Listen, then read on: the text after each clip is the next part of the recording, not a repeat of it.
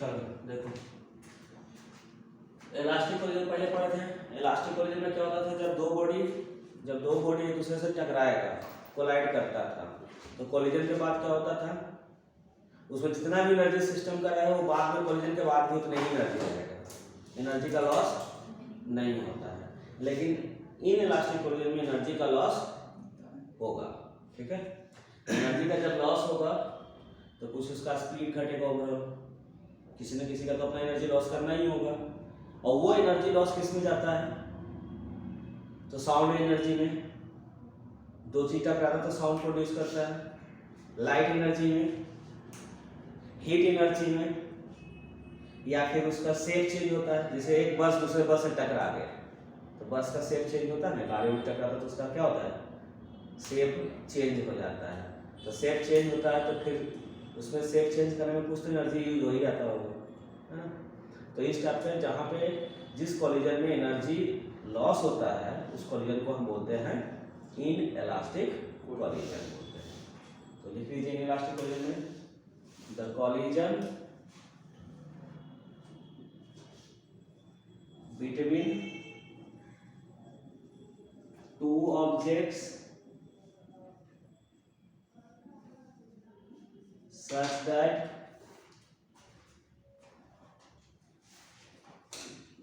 it loses some energy during collision in the form of sound, light, heat, deformation in shape, etc.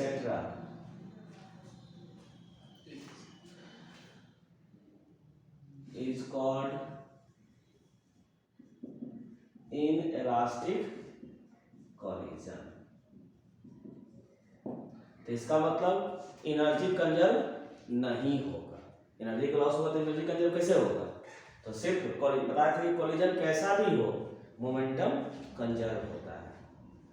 After collision before collision momentum हमेशा बराबर रहेगा। क्यों, क्योंकि net force बाहर से नहीं लगाते हम लोग। एक बॉडी चल रहा था दूसरे बॉडी से जाकर टकरा गया, तो कोई तो बाहर से फोर्स दिए नहीं, तो नहीं फोर्स अगर देते हैं बाहर से तो मोमेंटम सेम रहता है सिस्टम का, इसलिए मोमेंटम तो कंजर्व होगा ही होगा। हाँ, कोलिजन हो सकता है एनर्जी कंजर्व रहे या ना भी रहे।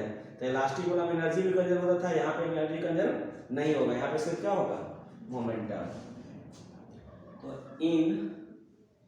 इन इलास्टिक कोलिजन ओनली क्या, मोमेंटम इज कंजर्व। ओनली क्या कंजर्व रहेगा, मोमेंटम कंजर्व रहेगा। मतलब मोमेंटम बिफोर कोलिजन और मोमेंटम आफ्टर कोलिजन सेम रहेगा। तो इक्वेशन तो एक ही ना मिला। अगर एक बॉल दूसरे बॉल से टकरा रहा है तो फिर दो आफ्टर कोलिजन दोनों का स्पीड क्या होगा, तो दो अननोन हो गया, और इक्वेशन में यहाँ से एक ही मिलेगा तो सोल्व हो पाएगा। दो अननोन के दो इक्वेशन चाहिए, तो उसके लिए टर्म पढ़ते हैं coefficient of restitution. Coefficient of restitution, तब वहां से एक और इक्वेशन बनता है, तब फिर वो सोल्व होता है elastic collision, in elastic collision के लिए। तो न्यू टर्म क्या पढ़ रहे हैं लोग, कोफिशिएंट ऑफ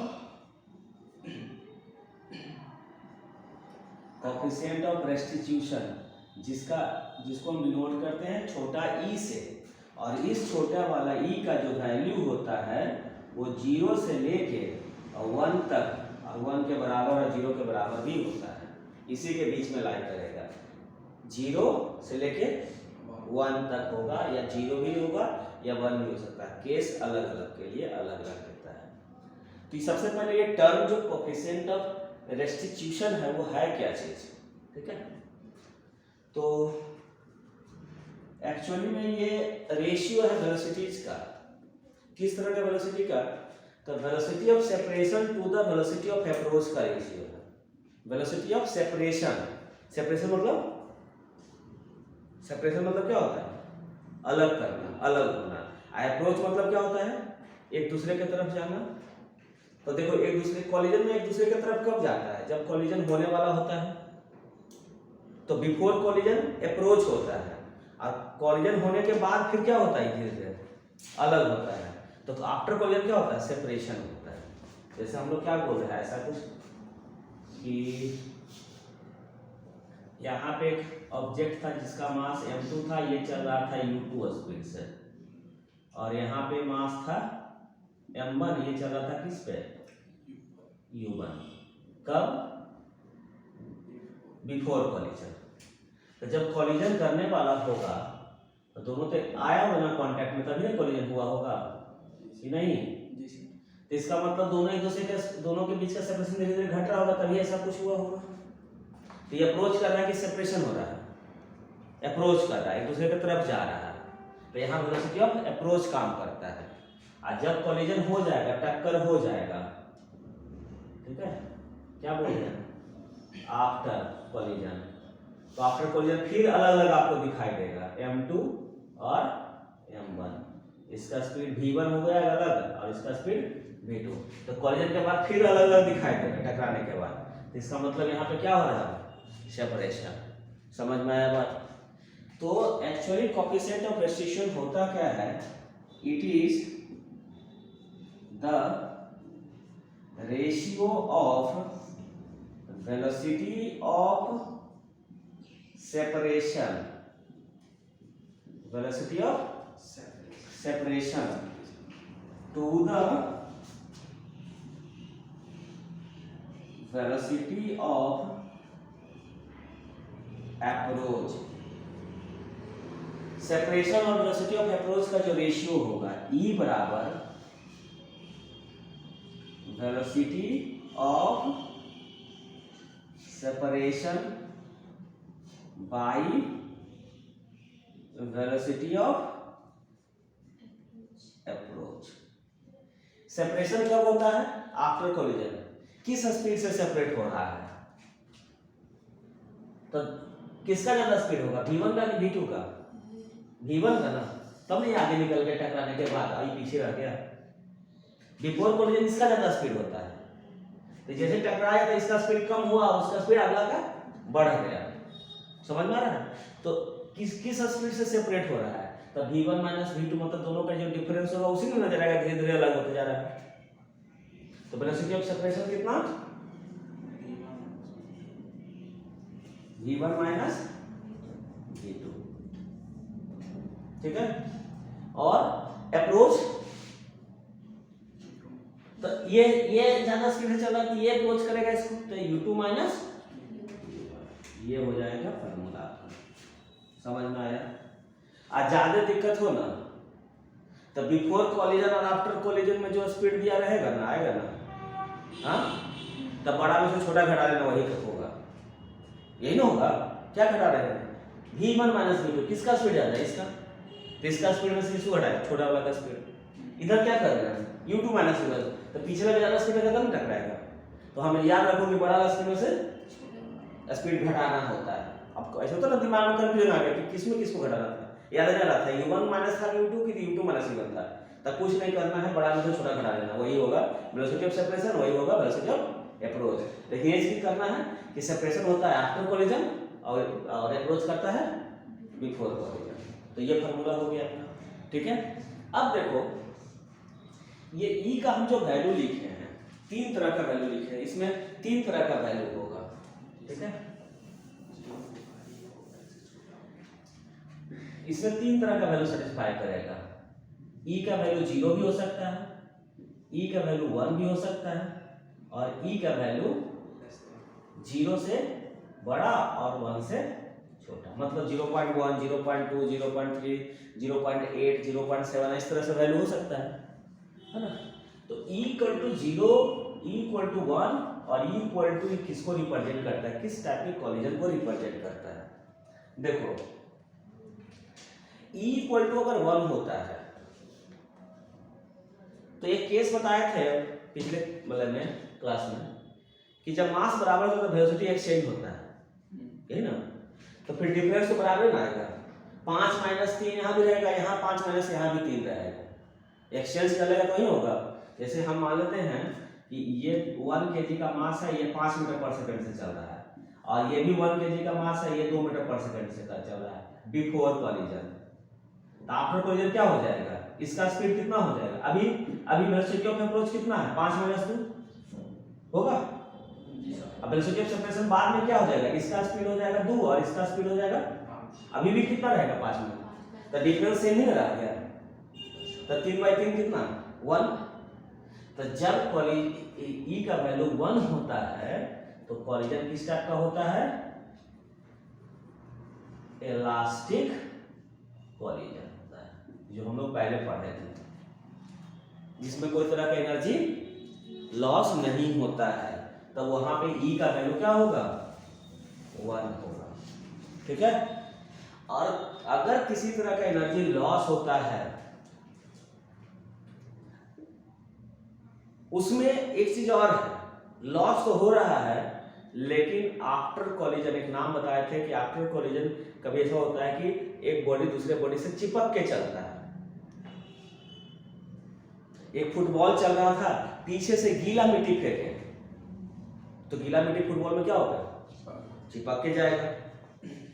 एक बंदूक से गोली फायर की, ठीक है, और एक रखा हुआ था क्या, लकड़ी का बड़ा सा कुंदा, लकड़ी का बड़ा सा एक लकड़ी का लॉग जिसको बोलते हैं, इंग्लिश में बोलते हैं लॉग, या उसको लकड़ी का एक बड़ा सा लट्ठा टाइप का। अब गोली यहाँ से फायर किए, वो जाके लगा किसमें, लकड़ी में, वो लकड़ी में जाके फंस गया, पार नहीं किया, इतना मोटा है कि पार नहीं कर रहा है, उसी में जाके फंस गया। अब वो दोनों साथ जाएगा कि नहीं जाएगा, लकड़ी ऐसा नहीं कि ऐसा नहीं सुना कि पेड़ में मारे हैं, पेड़ में नहीं है, वो कटा हुआ लकड़ी है कि अगर उसमें हम इधर से फोर्स लगाए तो चल जाएगा, समझ में आ रहा बात।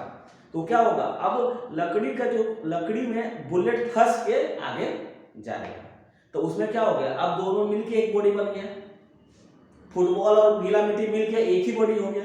तो दोनों बॉडी अलग अलग नहीं चल रहा है, क्या चल रहा है, एक साथ चल रहा है। तो एक साथ चलेगा तो कभी सेपरेट होगा, फिर तो वेलोसिटी ऑफ सेपरेशन नहीं आना चाहिए, तो वेलोसिटी ऑफ सेपरेशन क्या होना चाहिए, 0। तो 0/समथिंग क्या हो जाएगा, 0। तो E का वैल्यू 0 तब आता है जब कॉलिजन के बाद दोनों बॉडी क्या होता है, चिपक जाता है, चिपक के चलता है, एक बॉडी बन के स्टिक टुगेदर। तो इस टाइप ऑफ कॉलिजन को बोलते हैं क्या, परफेक्टली इनइलास्टिक कॉलिजन। जो अभी हम लोग पढ़ रहे हैं इनइलास्टिक कॉलिजन, उसी में परफेक्टली इनइलास्टिक कॉलिजन उसको नाम दिया गया है, जिसमें एनर्जी तो लॉस करेगा ही, कोई दिक्कत नहीं है, लेकिन कॉलिजन के बाद दोनों क्या होगा, चिपक के चलेगा। तो E का वैल्यू क्या होगा वहां पे, 0, क्योंकि वहां सेपरेशन तो नाम है ही नहीं है, वो तो चिपक गया, तो सेपरेट होगा कभी नहीं। तो ये वैल्यू क्या हो गया, 0, एक साथ चलेगा, मतलब V1 और V2 दोनों बराबर, V1 - V2 0 हो जाएगा, 0 कुछ भी रखिए क्या हो जाएगा, 0। और अगर सिंपली कुछ लॉस होता है तो वो इनइलास्टिक कॉलिजन, उसके लिए E का वैल्यू 0 से 1 के बीच में होता है। तो ये किस टाइप का कॉलिजन हुआ, इनइलास्टिक कॉलिजन। समझ में आया बात। तो क्या हुआ, कोएफिशिएंट ऑफ सब्स्टिट्यूशन रेशियो है किसका, velocity of separation by velocity of approach. Separation कब होता है, आफ्टर कॉलिजन, इसलिए V1 - V2 किए हैं। नहीं समझ में ज्यादा आए तो किसी में किसी को घटा देना, इसमें मॉड डाल दो, तो मॉड हमेशा पॉजिटिव वैल्यू देता है, नेगेटिव अच्छा पॉजिटिव वैल्यू, क्या ये भी लिख सकते हैं। किसी में किसी को घटा दो, कोई दिक्कत नहीं, मॉड लगा दीजिए, अपना आप पॉजिटिव देगा, हमको पॉजिटिव वैल्यू से मतलब है, ठीक है। तो E का वैल्यू 0 से 1 और 0 इंक्लूडिंग 0 और 1 भी होता है। तो 0 के लिए कैसा कॉलिजन, परफेक्टली इनइलास्टिक, इसमें बॉडी क्या करता है, चिपक के चलता है, एक दूसरे के साथ चिपक गया और एक ही बॉडी बना लिया और सेम वेलोसिटी से चलेगा। E का वैल्यू 1 कब होता है, जिसमें कोई तरह का एनर्जी का लॉस नहीं होता है, तो इलास्टिक कॉलिजन होता है। और कुछ होगा तो फ्रैक्शन में 0.2, 0.5, 0.6 इस तरह से कुछ E का वैल्यू है, दैट मींस वो सिंपल इनइलास्टिक कॉलिजन है। समझ में आया बात। तो अब ये आया, अब इसके बेस पे हम फार्मूला निकालेंगे कि आफ्टर कॉलिजन इनइलास्टिक कॉलिजन में दोनों ब्लॉक का, दोनों बॉडी का स्पीड V1 और V2 का फॉर्मूला क्या आएगा इन टर्म्स ऑफ E के टर्म में आएगा। ठीक है, चलो तो पहले इसको लिखो, उसके बाद हम उस फॉर्मूले में डेरिवेशन पे चलेंगे।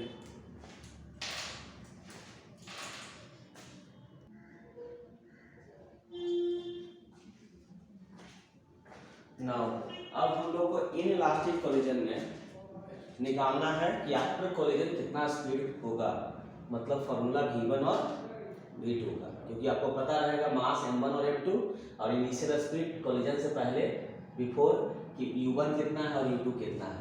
ये V1 और V2 आपको अननोन रहेगा, और एक चीज आपको पता रहेगा कोएफिशिएंट ऑफ सब्स्टिट्यूशन E का वैल्यू पता रहेगा। ठीक है, तो क्या बोले अभी बता रहे थे कि इन इलास्टिक कोलिजन में सिर्फ मोमेंटम कंजर्व होता है, क्योंकि एनर्जी का तो लॉस होता है, कंजर्व तो होगा नहीं। क्या होता होगा मोमेंटम कंजर्व होगा। तो अप्लाई करेंगे हम लोग, अप्लाइंग कंजर्वेशन ऑफ क्या मोमेंटम, अप्लाई करेंगे तो मतलब मोमेंटम बिफोर कोलिजन और मोमेंटम आफ्टर कोलिजन क्या होना चाहिए बराबर। बिफोर कोलिजन मोमेंटम कितना m1 u1 प्लस, और आफ्टर कोलिजन कितना m1 v1 प्लस, यही ना होगा। और एक इक्वेशन यहां से आ गया, दूसरा coefficient of restitution, coefficient of restitution equal to क्या फॉर्मूला पड़ेगा v1 minus by u2 minus, है ना, इसका स्पीड ज्यादा होगा, इसमें इसका स्पीड ज्यादा होगा, क्रॉस मल्टीप्लाई कर लीजिए यहाँ से, इसमें कितना आ जाएगा e u2 minus e equal to v1 minus v1 को इधर कर दीजिए या इसको इधर कर दीजिए, बाकी सबको उधर कर दीजिए, तो v2 बराबर आ जाएगा कितना v1 minus e u2 plus u u1 हो गया। अब क्या कर रहे हैं हम, v2 जहां पे है वहां पे ये वैल्यू डाल दे रहे हैं, तो सिर्फ v1 आ जाएगा, ये कानून v2 हट जाएगा, अब v1 फिर निकल जाएगा रिप्लेसमेंट मेथड से। तो हम क्या करेंगे v2 का वैल्यू पुट करेंगे equation 1, putting the value of v2 in equation first, क्या मिलेगा m1 u1 plus equal to m1 v1 plus v2 का वैल्यू कितना v1 minus e u2 plus e u1 होगा। जहां v2 था वहां पुट कर दिए पूरा वैल्यू, m2 से मल्टीप्लाई कर दीजिए, कितना हो जाएगा m1 u1 plus m2 u2 equal to m1 v1 plus m2 v1 minus e m2 u2 plus e m2 u1 हो गया। अब देखो इधर v1 वाला टर्म कौन है, यही दोनों है ना, तो बाकी सबको किधर लाना पड़ेगा इधर, ताकि हमको v1 सॉल्व करना है ना, तो v1 इधर आने देते, बाकी सबको क्या करते हैं इस साइड लाते हैं, तो v1 इधर आएगा तो v1 कॉमन हो जाएगा, बचेगा क्या m1 प्लस m2, तो ले ही लीजिए, इसको इधर कर रहे हैं v1 कॉमन है m1 प्लस m2, और उधर साइड क्या क्या था m1 u1 प्लस, इधर से कौन गया plus e m2 u2 minus e m2 u1, यही ना कोई दिक्कत, ये जाके इधर प्लस में, ये जाके इधर माइनस। नाउ u1 वाला टर्म देखो ये वाला है और ये वाला है, कॉमन लो इसमें,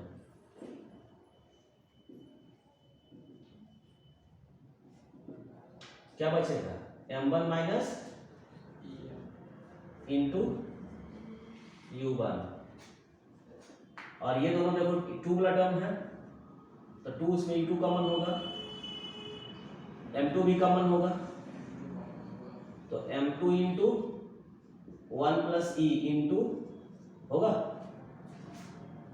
अब ये m1 प्लस m2 डिवाइड करो सब में, तो v1 बराबर क्या आ गया m1 minus E m2 by m1 plus m2 into 1 plus E by m1 plus m2 into u2। ये फॉर्मूला आ गया। सिमिलरली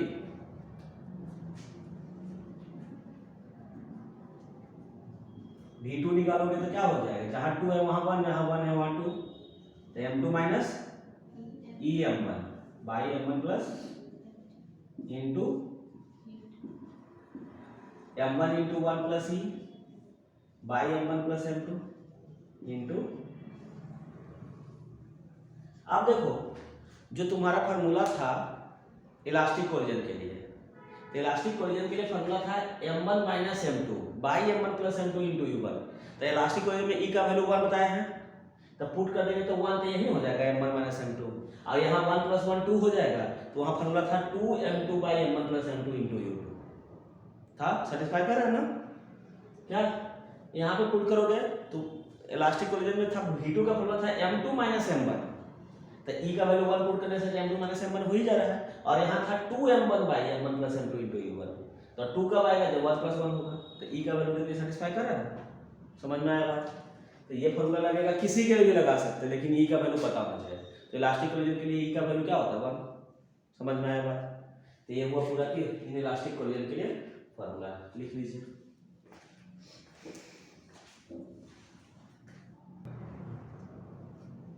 चलो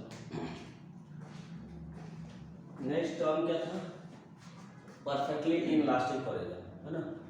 इसके लिए ई का वैल्यू क्या बता चुके हैं हम, क्या होता है 0।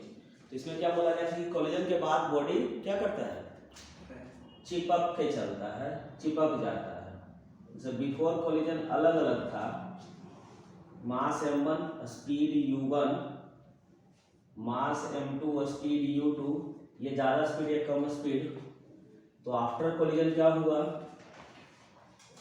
आफ्टर कोलिजन दोनों बॉडी चिपक गया और एक ही बॉडी जैसा ट्रीट करने लगा, है ना? तो दोनों का मास क्या हो गया m1 प्लस m2, और एक ही साथ चलेगा, इसलिए एक ही वेलोसिटी होगा, वो क्या मान लिया, है ना? तो इसमें क्या होता है परफेक्टली इनइलास्टिक कोलिजन में, the collision between the two bodies, the collision between two bodies is such that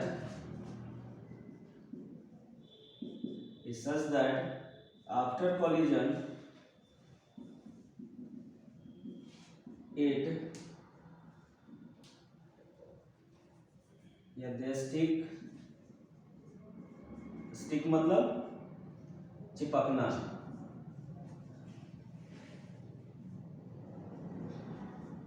they stick together, एक दूसरे के साथ, and moves with a common velocity, और एक ही वेलोसिटी कॉमन वेलोसिटी के साथ क्या करेगा, मूव करेगा।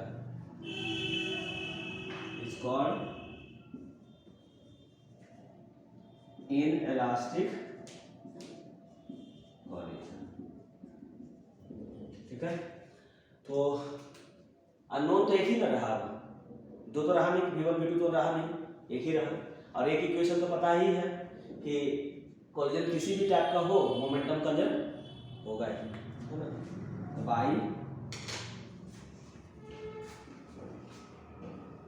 बाई कंजर्वेशन ऑफ क्या, मोमेंटम का कंजर्वेशन।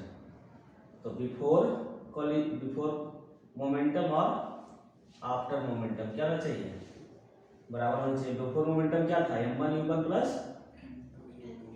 आफ्टर में क्या हो गया, दोनों मास एक ही ना हो गया, m1 plus m2 into v हो गया। तो हमको क्या चाहिए v ना, ये इधर डिवाइड में आ जाएगा, तो v इक्वल टू क्या हो जाएगा m1u1 plus m2u2 by m1 plus यही फॉर्मूला हुआ।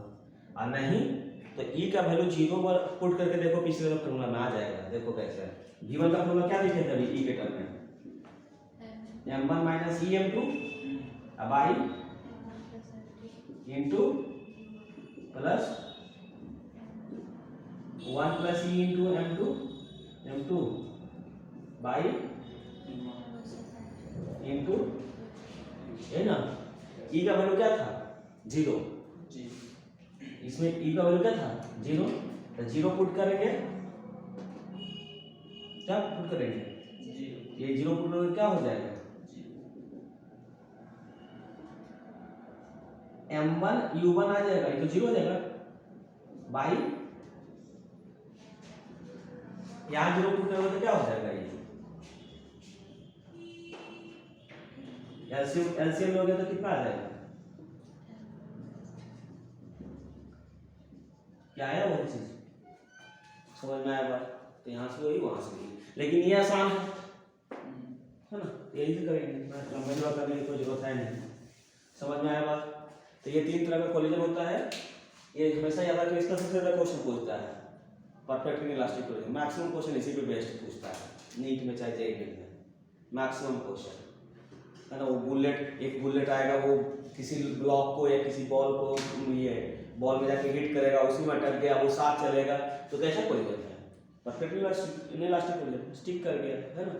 तो जहाँ भी क्वेश्चन आएगा मैक्सिमम क्वेश्चन यहीं से हिट करता है। तो करते हैं लिखिए इसको पहले।